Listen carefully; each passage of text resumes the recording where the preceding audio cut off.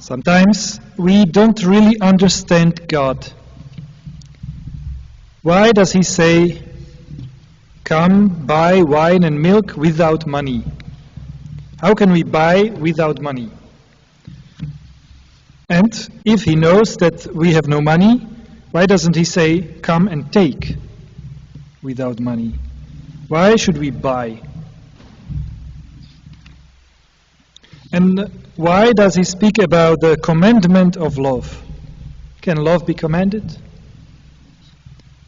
Sometimes we just don't understand him.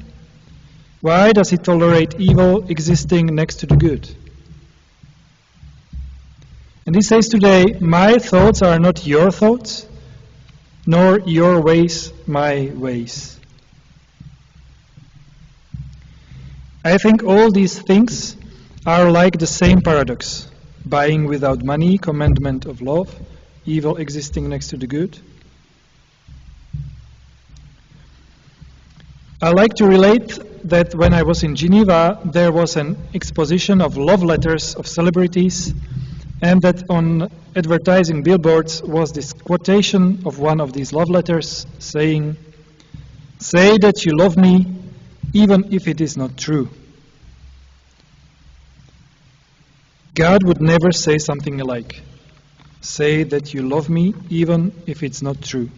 No, he does not want us to be robots programmed to correspond to his needs of affection. He didn't want us as slaves in our thinking, saying to him only what he would like to hear, and doing all according to his wish. No, he wants us free, engaged in our response to him. He wants us to say ourselves if we love him or not. And of course, he hopes this response will be wholeheartedly positive. And he does everything to stimulate it. And this is the root of the paradox. This is why he commands us to love him, while letting us free. This is why he accepts and bears the fact that evil exists next to the good, because there are many who, being free, do not respond positively to his invitations. This is also why he calls us to come and buy without money.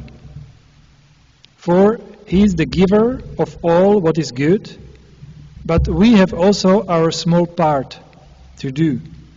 Namely, we have to desire it, we have to ask for it, we have to give some things up for it, and we have to accept it, as if we were buying something. Yes, he wants to give a lot of good things to the world, but do I really desire it? Am I really ready to offer something for it? He will give largely and freely, but am I willing to accept it with all the consequences? I want more fair distribution of goods, but am I ready to live more poor and with less comfort than I live now?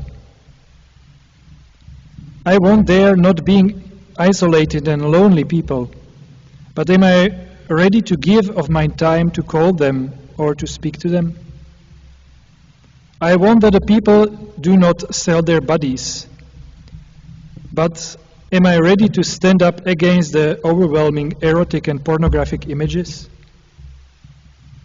I want that God take care of me and my life, but am I really ready to give him the steering wheel of my life and let him to command me how much I have to accelerate and when I have to brake? We don't have to worry. God can give us all we need. And with him, we can overcome the world of evil. For whoever is born of God overcomes the world, and this is the victory that overcomes the world, our faith, says St. John. Yes, we can be strong in this world, if we respond fully to the love invitation of God, if we choose for Him completely. And that's why He tries to stimulate our love in every possible way. He descends to provoke our love for Him. Did you know that Jordan means He descends? God descends in order to take away all the obstacles from our side to love Him.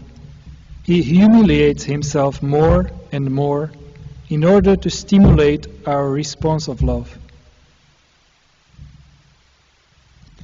For you, I am ready to take your flesh, which gets tired and can suffer. What is your answer? For you, even if I am without sin, I am ready to descend to Jordan as all the sinners who confess their sins. What is your answer? For you, I accepted to be spotted, beaten, condemned, scourged, and killed. What is your answer? For you, I become flesh, bread of life, in order you may eat me and live. What is your answer? Are you ready to descend with me, to forget yourself and accept that you are small and poor? Are you ready to ask me to come and buy without money, to love me as I have loved you, to love me as I always love you, to love me as I always will love you?